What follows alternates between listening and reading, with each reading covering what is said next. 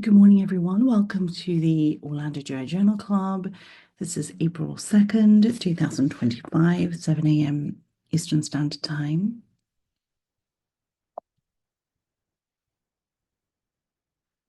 Our first study was published in the Lancet. It's looking at the effect of invitation to colonoscopy versus invitation to fecal immunochemical testing screening on colon cancer. This is a randomized trial from Spain.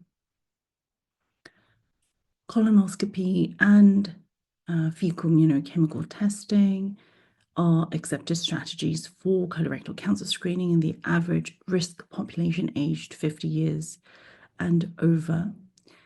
And the screening program can differ slightly throughout the world, with fecal occult blood testing predominantly implemented in Europe and Australia, whereas colonoscopy is the dominant screening modality in the United States. The aim of this study was to compare whether an invitation to screening with fecal immunochemical testing was non-inferior to colonoscopy in a screening program in Spain.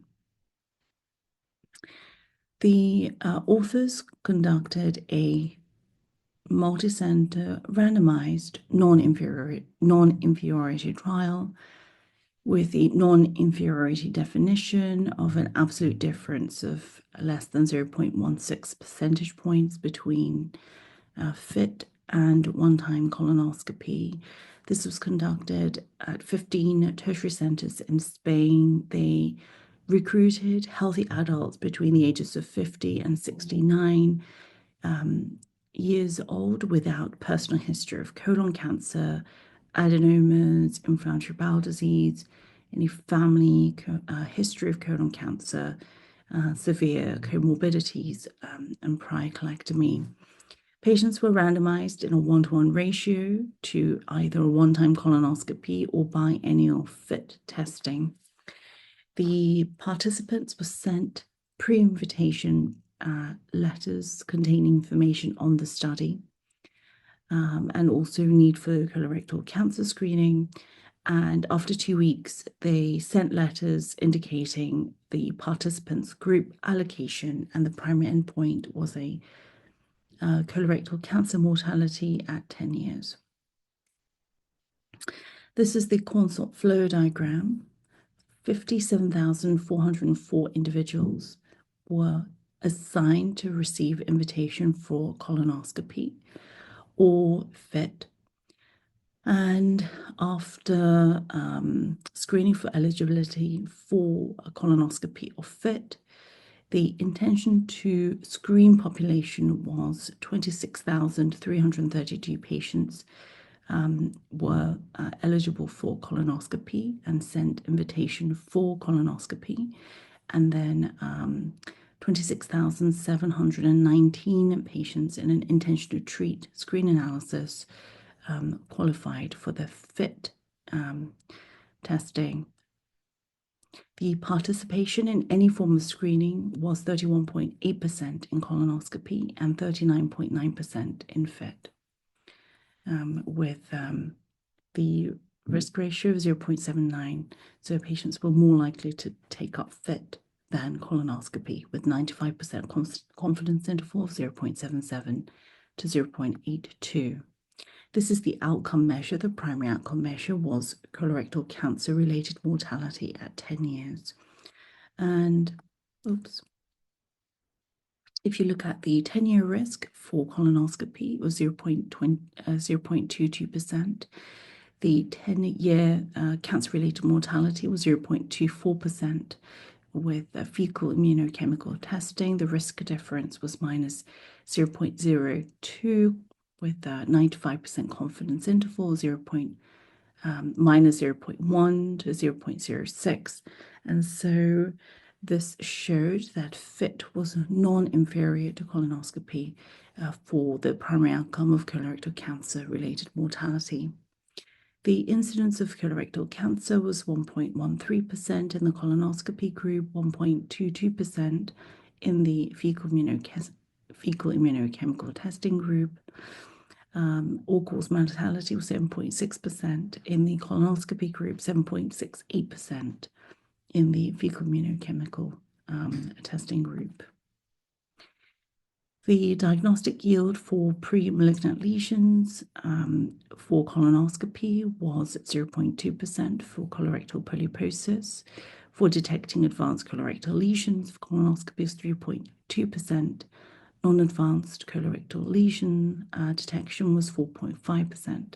For FIT, it was 0.1% for colorectal polyposis, 2.4% for advanced colorectal lesions, and 1.5% for non-advanced colorectal lesions.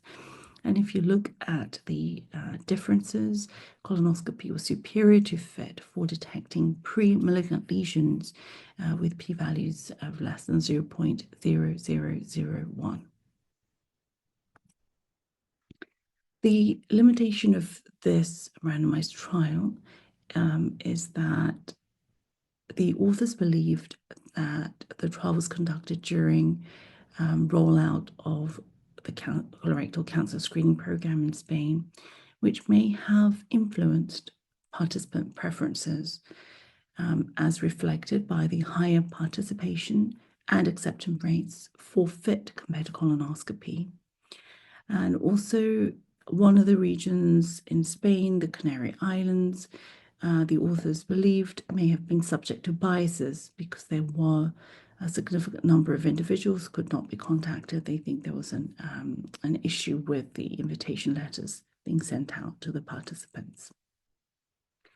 The take-home point from this pragmatic non-inferiority randomized trial was that fecal immunochemical testing based on test-based colorectal cancer screening program was better accepted by participants than screening-based colonoscopy with higher uptake. And invitation for FIT was non-inferior to invitation for colonoscopy with regards to colorectal cancer mortality at 10-year follow-up. Our second study is a meta-analysis looking at GLP-1 receptor agonists on upper GI endoscopy. This is not a good quality meta-analysis because the studies they included are all retrospective, low-quality studies. However, this is an important topic with practical implications, especially when it comes to endoscopy and anesthesia. So this is why I included it. So just bear in mind the studies included in the meta-analysis are poor quality, and unfortunately the integrity of a meta-analysis really is dependent on its components, which is basically the studies that they include. So this study was important, is important in clinical practice because currently there is still limited evidence regarding the impact of glucagon-like peptide-1 receptor agonists on upper endoscopy. They are being increasingly used, especially for weight loss, and therefore this is a commonly encountered clinical scenario because the impact of GLP-1 receptor agonists on slow gastric motility has raised concerns in patients undergoing endoscopic procedures, particularly upper endoscopies, with perceived risk of aspiration of retained gastric content in sedated patients. And also, obviously, if you have food or gastric content, it decreases the visibility of gastric mucosa and therefore the ability to complete a thorough examination. The American Society of Anesthesiology has issued guidance suggesting that GLP-1 receptor agonists should be withheld prior to procedure or surgery, regardless of indication, dose, or type of procedure or surgery. And so this meta-analysis was conducted to determine the clinical impact of GLP-1 receptor agonists on patients undergoing upper endoscopy procedures. And they looked primarily at the rate of retained gastric contents, the rate of aborted procedures, and need for repeat endoscopy and adverse events. This was a systematic review and meta-analysis. 13 studies were included. In total, the studies encompassed over 84,000 patients, although not all studies provided all the information that the authors required for each of the outcome measures. They unfortunately also included 4 studies which were conference abstracts, which would not have been my personal preference because there really are unreliable data in abstracts that can sometimes change. The studies are not completed. And they were all, like I said, retrospective comparative studies. The primary outcome was the rate of retained contents. This is the meta-analysis for looking at the percentage of retained gastric contents. They included 11 studies. And if you look at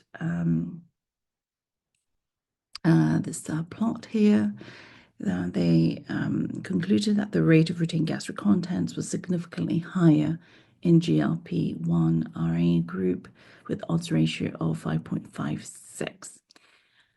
And so what this basically means is that if you're on a GLP-1 receptor agonist compared to patients who are not, you are over 5 times more likely to have retained gastric contents.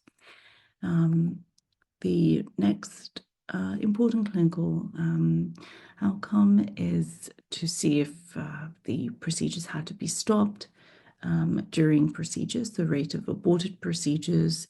They were able to find 5 studies to include for this outcome measure, and they did find that that the rate of aborted procedures was significantly higher in GLP-1 receptor agonist users compared to those not on GLP-1 receptor agonists with odds ratio of 5.13. But fortunately, this did not translate to a significant difference between the 2 groups, users and non-users of GLP-1 receptor agonists in terms of rate of adverse events. They were able to find 4 studies looking at this variable. And as you can see, if you look at this diamond here, it crosses the midline, which means there is no significant difference between the 2 groups. With a 95% confidence interval encompassing 1, ranging from 0.63 to 26. The main limitation of this meta-analysis is the poor quality of the studies that are included in this meta-analysis. As you can see, they assess the studies as being very low quality, as only retrospective studies were included, including use of conference abstracts, which are not fully published. They also included studies which had heterogeneous sample sizes and methodologies, and subgroup analysis based on the type and dosage and duration of GLP-1 receptor agonist use is not possible in this meta-analysis due to the lack of data. So the take-home point from this meta-analysis is that the use of GLP-1 receptor agonists appears to be associated with increased retention of gastric contents and more frequently aborted procedures during upper endoscopy, but there was no difference in adverse events. Therefore, obviously better quality studies are needed, but adjusting gastric times instead of just withholding GLP-1 receptor agonists completely could be a reasonable strategy in this patient population. Next is a randomized trial published in Gut. I thought this was a fairly interesting topic. This is looking at white light endoscopy with segmental reinspection versus dye-based chromoendoscopy. Now, it remains unclear if the increased colorectal neoplasia detection rate in inflammatory bowel disease patients by high-definition dye-based chromoendoscopy compared with just high-definition white light endoscopy is due to enhanced contrast, or whether it's because there is an increased inspection time with chromoendoscopy. Therefore, longer withdrawal times may yield similar neoplasia detection rates as found by high-definition chromoendoscopy. The authors wanted to compare colorectal neoplasia detection rates of high-definition white light endoscopy with segmental reinspection and high-definition chromoendoscopy. This was a randomized trial, multicenter study from the Netherlands. They included IBD patients 18 years of age or over without active disease. They were randomized to either high-definition white light with segmental reinspection of each colonic segment, or high-definition chromoendoscopy, or a single-pass high-definition white light endoscopy. And the primary outcome measure was colorectal neoplasia detection rate.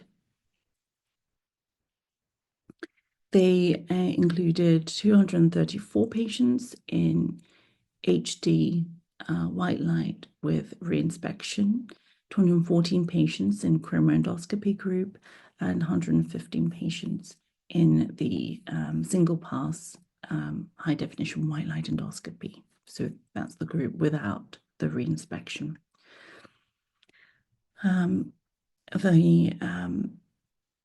A majority of patients had ulcerative colitis, followed by Crohn's disease, and then a small proportion of IBD undetermined group.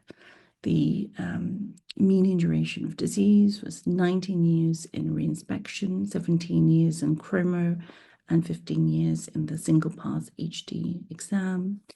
In terms of history of colorectal neoplasia, there was 2.1% of patients had history of high-grade dysplasia in the reinspection group with white light, which was not found in the other two groups.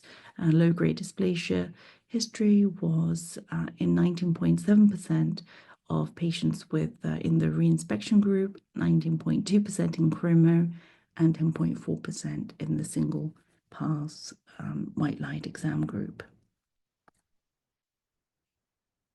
So these are the details on the colonoscopy. The total procedure time in terms of median times was 30 minutes for reinspection with white light, 37 minutes for chromo, and 24 minutes for the single-pass white light exam. The withdrawal time was 19 minutes for reinspection with white light, 26 minutes for chromo, and 15 minutes for just single exam white light. In terms of the degree of endoscopic disease status, any degree of active disease was seen in 12.4% of the HD reinspection, 11.7% of chromo, and 18.3% of single-pass white light exam. Now, this is looking at the colorectal neoplasia detection rate. The colorectal neoplasia detection rate was 10.3% for HD white light with segmental reinspection versus 13.1% for HD chromoendoscopy. This was translated to a difference of minus 2.8%, and so which showed that the white light with reinspection was non-inferior to chromoendoscopy. When looking at single-pass HD white light endoscopy with lower colorectal neoplasia, had single-pass high-definition white light endoscopy, had lower colorectal neoplasia rate than segmental reinspection, but was not statistically significant, with p-value of 0.19. The limitation of this randomized trial was that the lower than expected colorectal neoplasia rate with smaller than expected differences between the groups, and also the authors mentioned that they had anticipated a dropout rate of 5%, but in reality it was much higher than that, by over 10%. The take-home point from this randomized trial is that HD white light endoscopy with segmental reinspection was non-inferior to chromoendoscopy for colorectal neoplasia detection in IBD patients. So in summary, fecal immunochemical testing based colorectal cancer screening program was better accepted by participants than screening based on colonoscopy. Invitation for FIT was non-inferiority invitation for colonoscopy with regard to colorectal cancer mortality. The use of GLP-1 receptor agonist was associated with increased retention of gastric contents and more frequent abortive procedures during upper endoscopy. However, there was no difference in adverse events. HD white light endoscopy with segmental reinspection was non-inferior to HD chromoendoscopy for colorectal neoplasia detection in IBD patients. This concludes our Orlando GI Journal Club. Our next GI Journal Club is May 7th, 2025. That's the first Wednesday of May. I hope to see some of you at DDW next May. Please have a wonderful day, week, and month. And thank you so much for joining me this morning. Thank you. Take care. Bye.